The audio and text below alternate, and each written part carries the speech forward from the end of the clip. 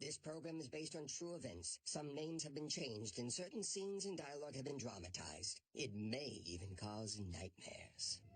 I'm Todd Robbins, and all my life I've been fascinated with stories so strange, so dark, so twisted, they couldn't possibly be true. I have 3 of them for you. Taylor! Yeah? A dispute between neighbors turns explosive. A simple man's predictable life is turned upside down. Sarah? I'm looking for Sarah. Is she with you? That's it, pal. A story about winning at any cost. When one opponent after another passes out, dies even, I need to find out why. But rest assured, the stories you're about to see actually happen.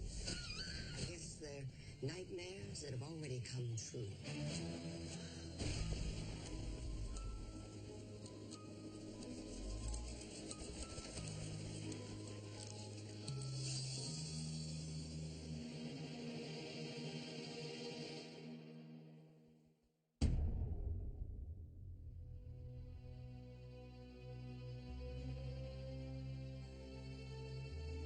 Neighbors. Most of us have them, whether we like it or not. And it's kind of a crapshoot, isn't it? You get a good neighbor and you have a friend for life. But move in next to a bad one, and anything can happen. And it makes you wonder, how well do you really know the people who live next door?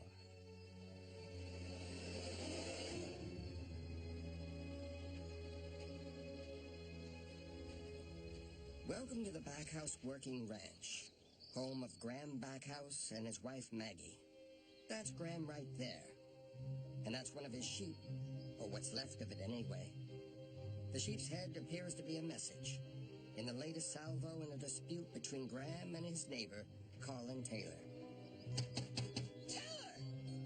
Taylor! You killed one of my sheep! Taylor! Come out here! You hear me? Yeah? Heard every word, neighbor.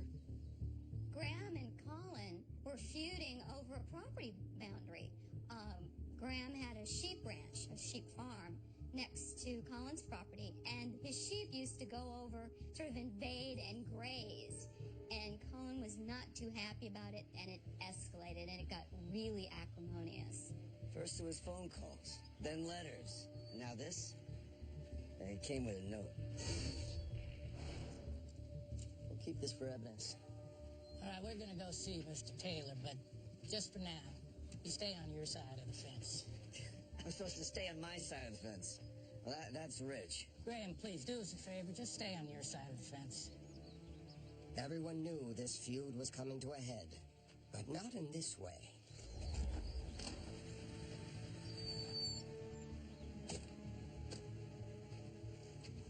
Mr. Taylor, I bet you know why we're here. He's pushing me.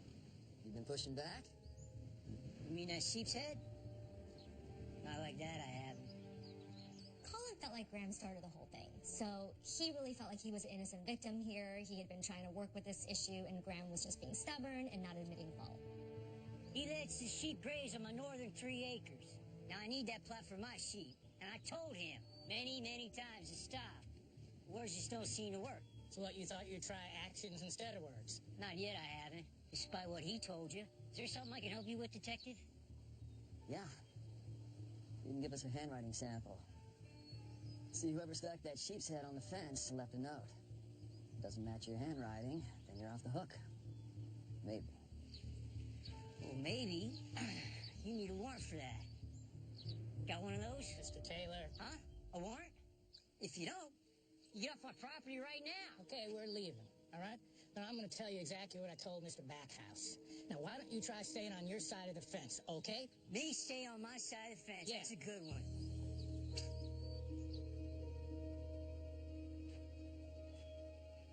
So that's how it went in this little corner of ranch country. It was neighbor versus neighbor. A fence and a whole lot of bitterness and rage kept them apart. At least temporarily. Eleanor, come on. Graham Backhouse and his wife Maggie tried their best to carry on as usual. After all, there was plenty to do on the farm.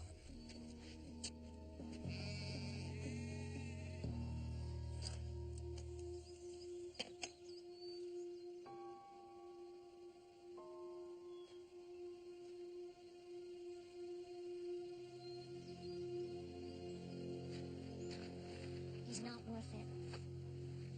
It's a police matter now. Remember what they said. Stay on your side of the fence. That's all we have to do, and we'll be fine. Now, come on inside. You must be hungry after exercising all that restraint and good judgment.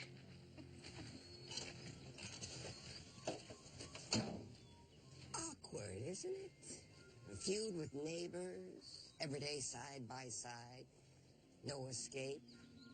He's not going anywhere, you're not going anywhere, unless, of course, someone makes good on that you next threat.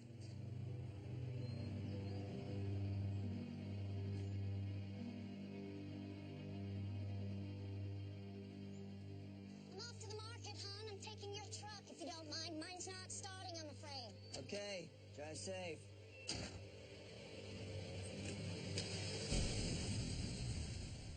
Maggie?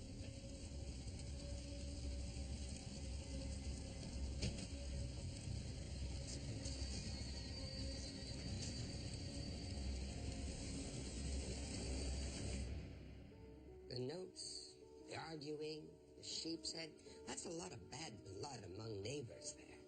This feud seems to have crossed the line from, well, heated argument to attempted murder.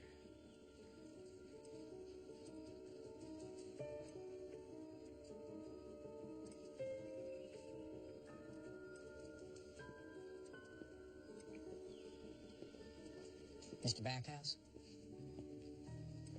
How's she doing? She's, holding on. Well, we got some information. It was a pipe bomb, homemade. Look, did you see anyone near the truck today? Yesterday, maybe? Detective, he wrote it down. You next. That was my truck. It was supposed to be me. Isn't that enough to arrest him? Or do I have to die, too? No, you don't. And until we figure out exactly what's going on, we want to have one of our officers planted right on your property around the clock. Living with a cop watching me all day and night? I don't think so. Well, there's a way to protect you that's a little less intrusive. The police call it a panic button. A simple hardwired connection to the precinct. One push, and help is on the way. There you go, Mr. Backhouse. Round-the-clock protection. Privacy intact.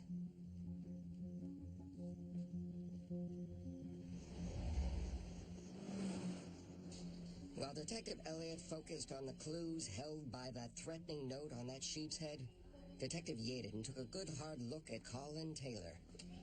What's this? That's the report on Taylor. Turns out he's a bit troubled. His kid died in a car accident a while back. More than a few people in town think it changed him. Not for the better. Does anyone think he's capable of harming anyone? It's hard to say. It's Backhouse.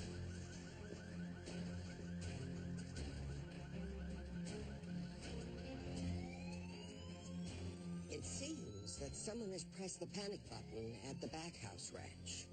Let the panic begin.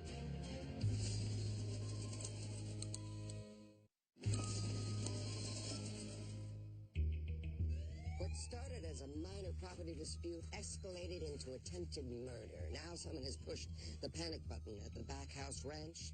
The police are on the scene, and things are about to take a sinister turn.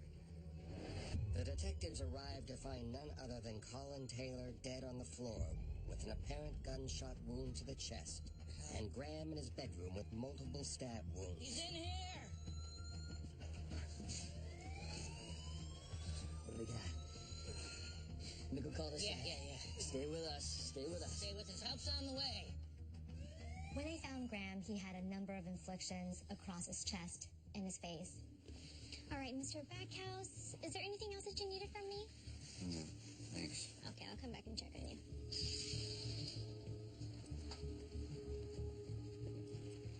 Mr. Backhouse?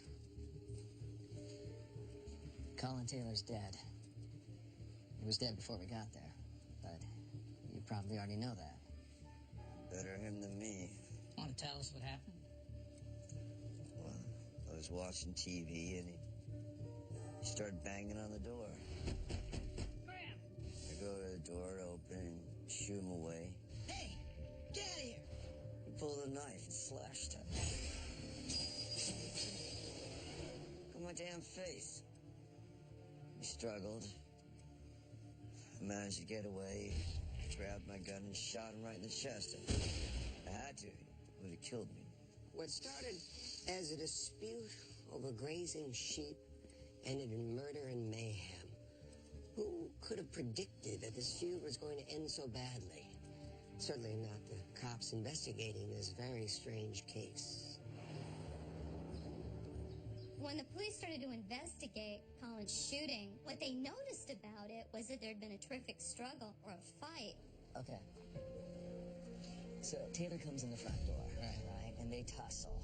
He stabs Backhouse. Backhouse somehow manages to break free. Then Backhouse grabs the gun, shoots Taylor. And Taylor lands right here in the front door. But when we got there, we found Backhouse in the bedroom. He's in here! Right, so what's off? So, how is it that from the place he was stabbed, the front door, to the bedroom where we found him, there isn't a single drop of blood? No blood where there should be blood? Very strange indeed. No one likes to question what appears to be an open and shut case. And yet that is exactly what these detectives are going to do. So you look pretty good for a guy who just had a brush with death. It's all a blur. I'm just glad it's over. So why do you think Colin came by your place that night? How would I know? The guy was nuts. And if you'd just done your job, none of this would have happened. Detective Elliot, can I help you? No, I think you've already helped out enough. We'll let you get your rest. Something in that hospital room put the final piece of the puzzle together for the two detectives. I told you. It's a match. So they summoned the quick-healing Graham Backhouse down to the station. So, Mr. Backhouse, is there any other information that you think you may have forgotten to mention to us? Detective, I've told you everything I know. I don't know what else you want to hear from me. Well, in that case, I need to ask you to please stand up. Please, stand up, turn around. Put your hands behind your back. You're under arrest.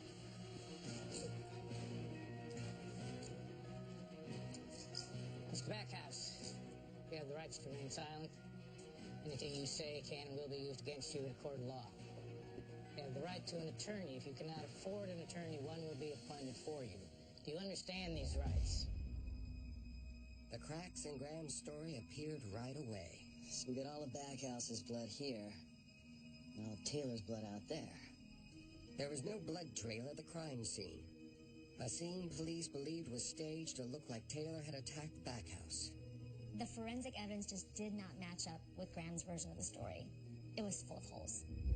And the note nailed to the sheep's head? What they noticed about it was that there was an impression on it. And it looked like a doodle, like you do when you're sitting talking on the phone or just thinking. And what they did was they found a paper which had that exact same imprint. Detective Elliot, can I help you? No, I think you've already helped out enough. I told you. It's a match. Yep. So there was no way these two doodles could be alike. This was the same one, and that tied him to the "you next" note. Graham Backhouse wrote the note, beheaded his own sheep, then set up his neighbor for murder. Tyler, thanks for coming. Come on in. I don't know what there's to talk about. He lured Colin over to his house, claiming he wanted to bury the hatchet. But the only thing he buried was a bullet, right in his neighbor's chest. And those stab wounds Graham said Colin inflicted on him?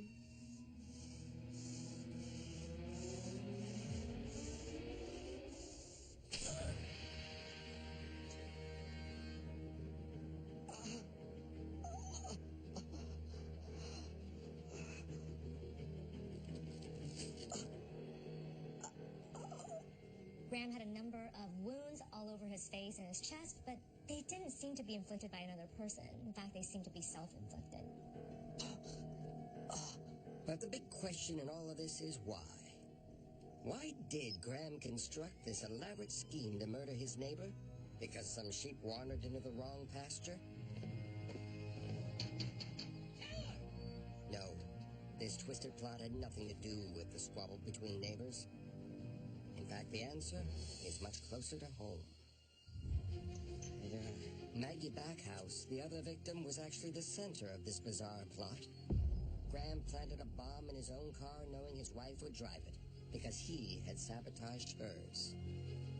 I'm off to the market, hon. I'm taking your truck, if you don't mind. Mine's not starting, I'm afraid. Okay. Drive safe. You see, Graham really wanted his wife dead all along. Everything else was a diversion. He had taken out a $200,000 insurance policy on poor, unsuspecting Maggie Backhouse. He planned to kill her, collect the money, and have a dead man take all the blame. Graham was charged with Colin's murder and with the attempted murder of his own wife, Margaret, and he was taken to jail. Luckily, Maggie lived, so there was no payout for Graham, only a lifetime in prison for murder and attempted murder, and a divorce from the wife he tried to kill. There's an old saying, good fences make for good neighbors, but how high would that fence have to be if you had a psychopath living next door?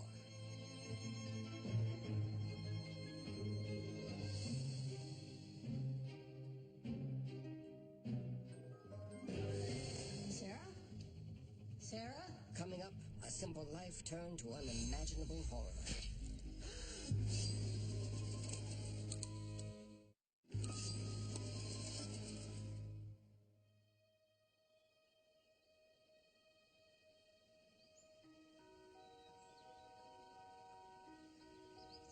Many people find comfort and safety in predictability.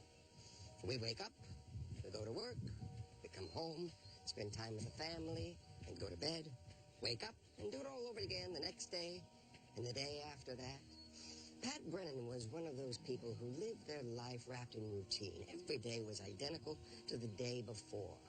Predictable, safe, just the way Pat liked it. Each day, Pat awoke at 6 a.m. After a quick breakfast, he's off to work. From 7 till 5, he does just about everything on his farm. Pat Brennan was a regular blue-collar worker, just an average Joe who did his job. He worked on his property they took very good care of. Pat's daily routine was just like his work. Precise, predictable, a well-oiled machine. After every workday on his farm, Pat returns home, each night at 5:05 on the nose. Hi, Sarah. I'm home. Hi, honey. Hey. How was your day? That's Pat's wife, Sarah. She's a hard-working, salt-of-the-earth type. Well, tonight I thought I'd try something new. Ta-da! Roasted chicken with rosemary. Sarah was an intelligent woman. They had no children to care for, so it was just a nice, neat household with the two of them. But it's Tuesday. We always have meatloaf on Tuesday. Well, you know what they say, Pat? Variety is the spice of life. Patrick Brennan didn't really like his life very much, and he did have a comfortable life with Sarah. Cheers. After dinner at 6 p.m. sharp, Pat spends an hour tending to his yard. He's very proud of his property. Oh, Mary, I think I forgot the beer. Which includes a small guest house rented by newlyweds Mary and James Farmer. Mr. Brennan! Oh, would you please thank Sarah for the meatloaf she brought over tonight? It was delicious. Yeah, hey, tell her to teach Mary how to cook like that. They were ideal tenants and had a warm, friendly relationship with Pat and Sarah. And so it goes, day in and day out. Year after year, Pat's comfortable, comforting routine. It all stayed the same. 5 p.m. quitting time. Hi, honey. How was your day? Always fine, just the usual. At home for dinner with his wife, Sarah. All finished? Yes, it was delicious. Okay. Oh, honey, I have a dentist appointment tomorrow in Waterton. I almost forgot to tell you. Mm-hmm. All right, let me take your plate. Pat was the consummate provider. dependable, if not predictable. But on April 23rd, Pat's happy, unremarkable life is about to change forever. Sarah, I'm home.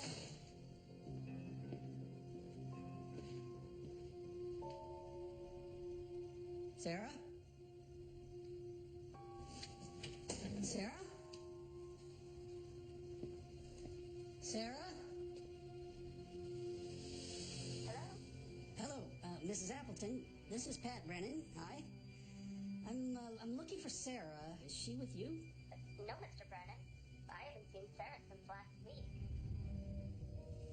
Oh, okay, thank you. Pat spends the rest of the evening calling everyone in Sarah's address book from Appleton to Zukowski. But no one knows where Sarah Brennan is. Pat doesn't know what to think. Sarah's never skipped out on his dinner before. And she's never gone off without telling him either. The first thing the next morning, instead of at work, Pat's at the local police station. Mr. Brennan, the fact is you can't file a missing persons report until she's been gone at least 48 hours. But why not? Well, because most people who go missing usually come back on their own in a couple days. You know, they cool off. But Sarah didn't run away. Sarah had no reason to leave. We weren't fighting or nothing. Mm-hmm. The last time we talked, she said... Oh, honey, I have a dentist appointment tomorrow in Waterton. I almost forgot to tell you. Mm-hmm. She had a dentist appointment. What's the name again? Brennan. Sarah Brennan. She said she had an appointment for yesterday. Yes, she did at 11:30 with Dr. Hacker. She never showed. Never showed? That's correct, sir. Pat was holding out hope for a rational explanation. Perhaps Sarah had a medical emergency here at the dentist's office and was rushed to the hospital. But it wasn't so.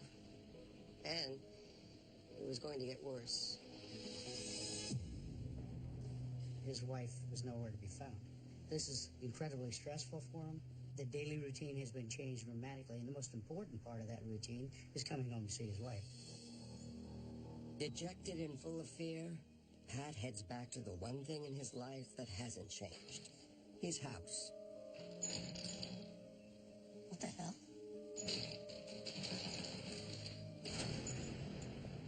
Mr. Brennan. Mary? Mr. Brennan! Oh, would you please thank Sarah for that meatloaf she brought over tonight? It was delicious. What are you doing? What am I doing? What are you doing? This is my house. You've got that wrong, Mr. Brennan. This is our house.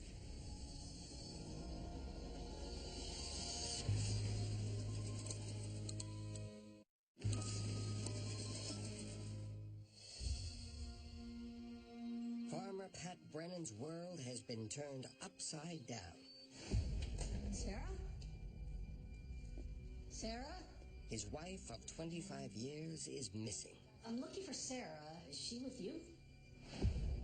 But with no signs of her anywhere, he goes home hoping she has returned. What are you doing? This is my house. Mr. Brennan, Sarah came to me a few months ago and said she needed the money to get away. She offered to sell me and James the house, as long as we paid cash for it.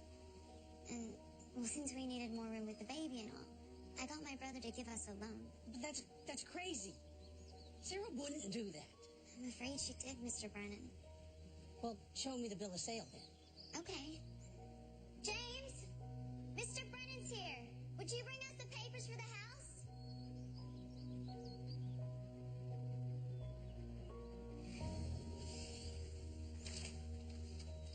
Unfortunately for Pat, it's all there in black and white. In the box marked seller, he sees his wife Sarah's distinctive signature.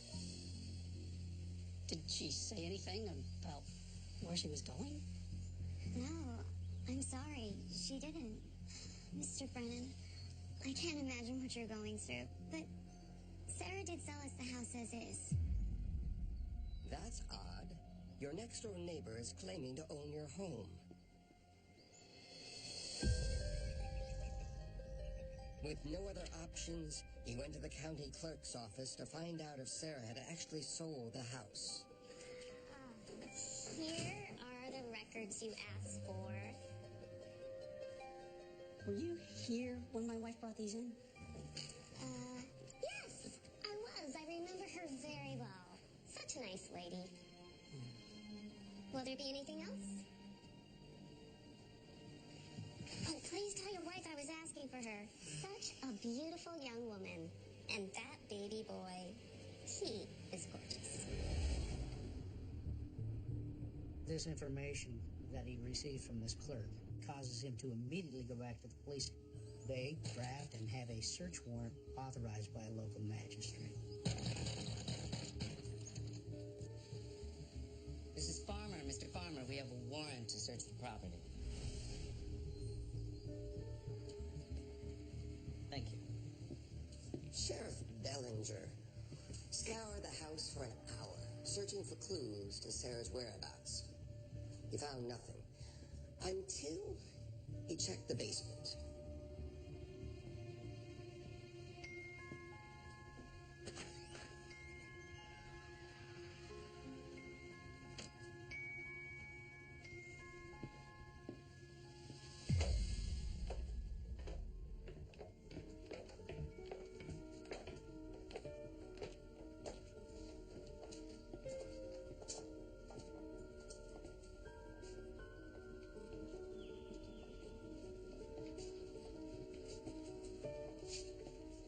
What's in here? I have no idea. I've never seen that before in my life. Well, it certainly isn't mine.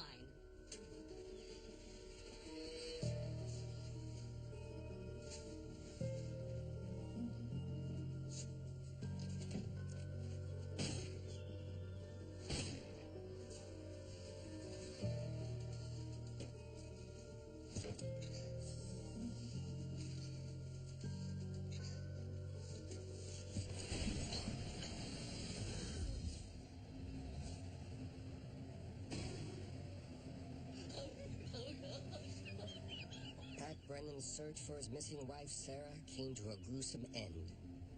Inside that trunk was Sarah's bloody and butchered body.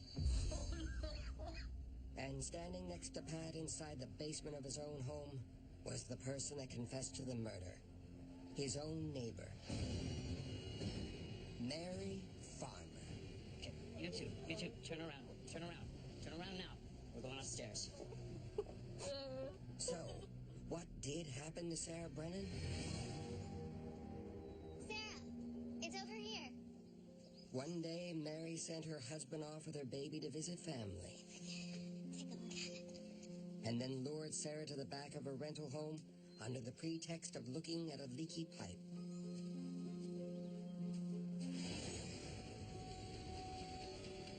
While Sarah was turned away, she snuck up behind her with an axe.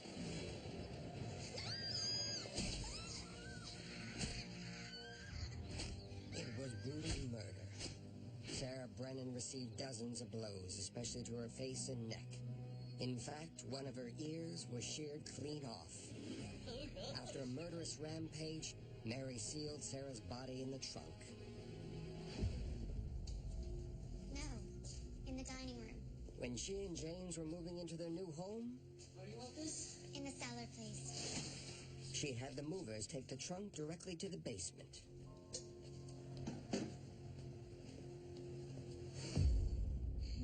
This pie is just incredible.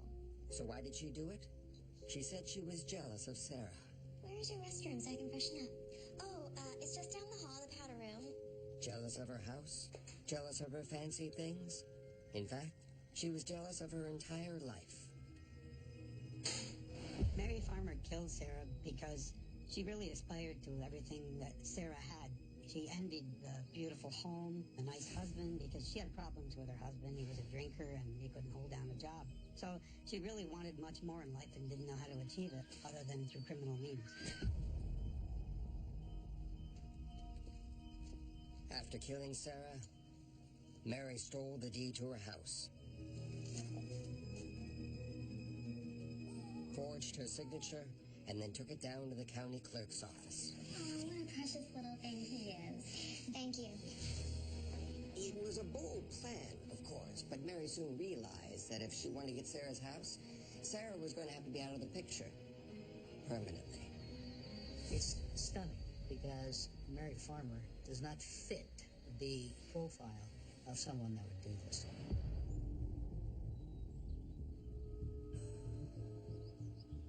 Mary Farmer was tried and found guilty and was eventually sent to the electric chair.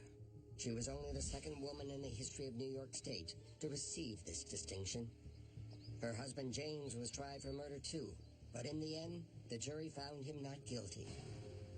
They believed him when he said he was duped, just like Pat Brennan was. And as for Pat, he eventually got back to his old day-to-day routine. He got his house back, he went back to work, but there was something new for Pat. He had to live his predictable life without Sarah, the love of his life. And there was nothing routine about that. That's it, then. Up next, a story where being competitive requires killer instincts. She can return my serve.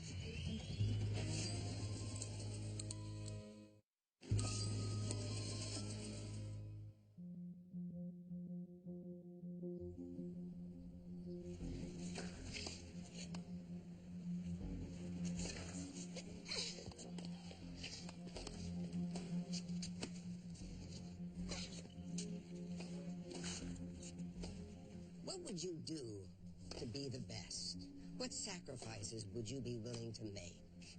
In order to be the best, you have to give it your all. Blood, sweat, and tears, and blood. All of this brings new meaning to the phrase, no pain, no gain. That's Valerie Gardner. She's a rising star with a 20-0 record, knocking off the competition match after match as she climbs the tennis ladder.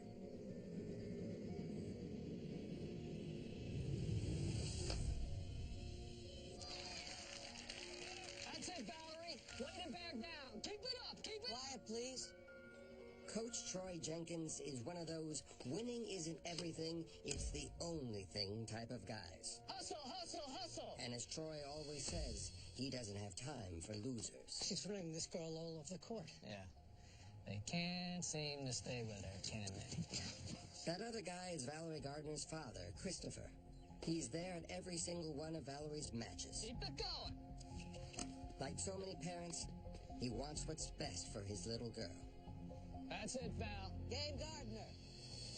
To succeed in tennis, you have to be able to concentrate, have the physicality, have the mental toughness. You have to have that self-drive. Valerie did seem to have this kind of drive. Despite the blistering heat, Valerie is on her game today.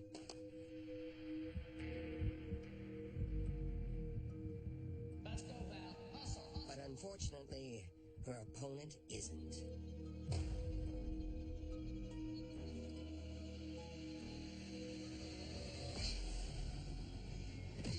Can we get some help here? Unseen.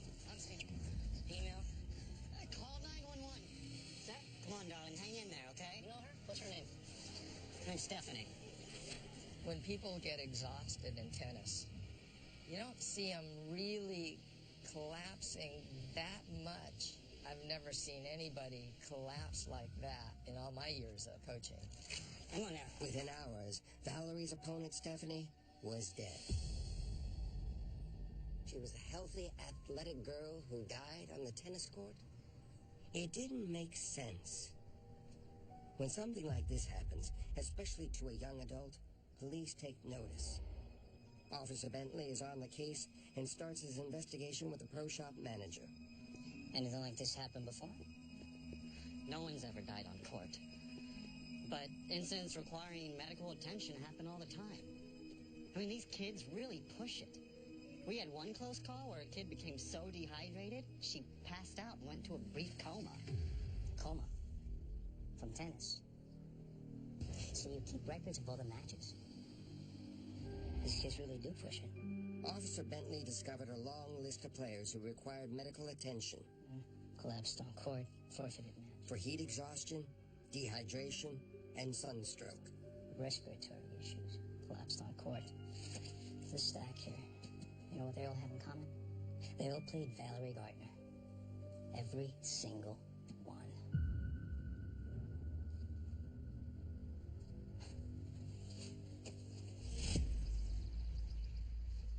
It seems there's one player with a truly killer serve. So Officer Bentley asked Valerie to meet him after her next practice. You had Stephanie down 2 sets in an hour the day she collapsed. Not much of a fair fight. She couldn't return my serve. Yeah, but it's more than just about your serve. I mean, she collapsed. Died. Then there's Suzanne Brenner. See, that match got called. A few hours later, she slipped into a coma. It was hot that day. I checked. It's over 100. You know, it's funny how you do well in the heat when your opponents don't. Coach Troy makes sure I'm in top condition. Jenny Davis, she had to forfeit. She passed out. Right on the court. I'm sorry, I don't understand. What is this about? When one opponent after another passes out, falls down, dies even, I need to find out why. Do you have any thoughts as to why, Valerie? No, none. Bentley's a cop. He knows when someone is hiding something, and Valerie had that look in her eye, almost like she was covering for someone. Coach Troy, wondering if I might have a couple of minutes of your time. Sure. Thank you. Over 20 opponents collapsing or unable to continue. Coach, that's no way to win. Wins count the same no matter how you get them. Valerie grinds those girls down just like I taught her. Coach Troy was an incredibly tough coach. He had the tenacity and the push for these kids. And Valerie, she was moving up and doing well and winning all her matches. And tell me, did you have any contact with any of the players before or during the game? That's an insult, detective. And tennis is a gentleman's game. So, that's the last question I'm going to answer.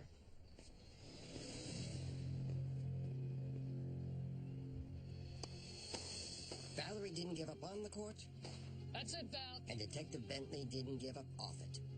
He questioned other players, trainers, and coaches. Even though he knew all these losses, comas, and even death weren't coincidence, he couldn't prove it. Wow. Until the medical examiner called. Dr. Arowitz. Yes. Stephanie Quinn, female, 17. We found the drug Temesta. It's an anti-anxiety medication. Side effects are sleepiness. Nausea, dizziness. Medication to treat anxiety? For a girl? On a highly competitive tennis circuit, not so unusual, no. No. Unless you consider the amount. Stephanie had more than 4 times the normal dosage for a girl her age and body type. Her numbers were off the charts. Thank you, Doctor.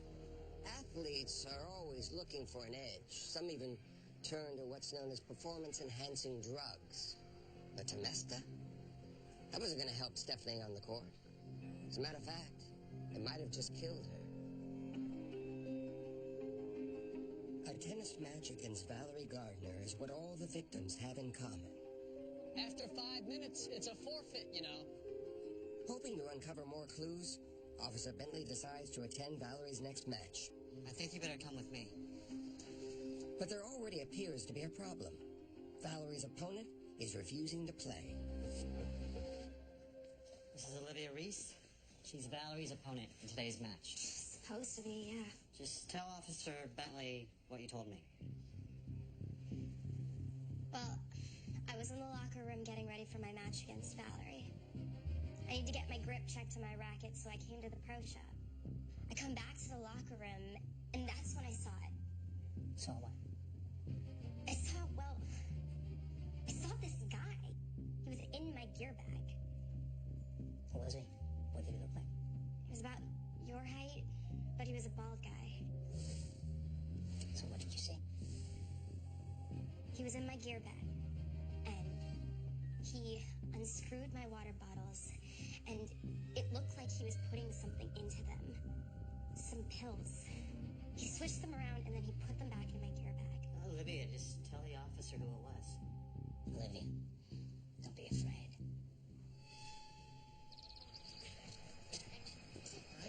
But I want to play. I know you do. So, honey, just breathe. Don't worry about it. A win is a win. I know you do. Okay. Hey, you're not supposed to be out here. Yeah, well, it's not about you, pal. Christopher Gardner. Yeah. You're under arrest. Hold on. What are you talking about? You have the right to remain silent. Anything you say will be held against you in a court of law. Opponent Olivia Reese said she saw a bald man putting something in her water. But that man wasn't Valerie's win-at-all-cost coach. It was supportive father, Christopher Gardner. You see, Chris Gardner liked when Valerie won match after match. Keep it up. Keep it up. He liked it so much, he never wanted her to lose again. So he doped her opponents, one after the other, to make sure she'd win. Valerie's father was always there, always commenting on things, always trying to help her, and wanted his daughter to win so much. And it turns out Olivia Reese wasn't the only target of Christopher Gardner's sick obsession with winning. Officer Bentley had Olivia's water bottles tested, and sure enough, the drug Temestra was found. The same drug that killed poor Stephanie Quinn. Let's go. Christopher Gardner.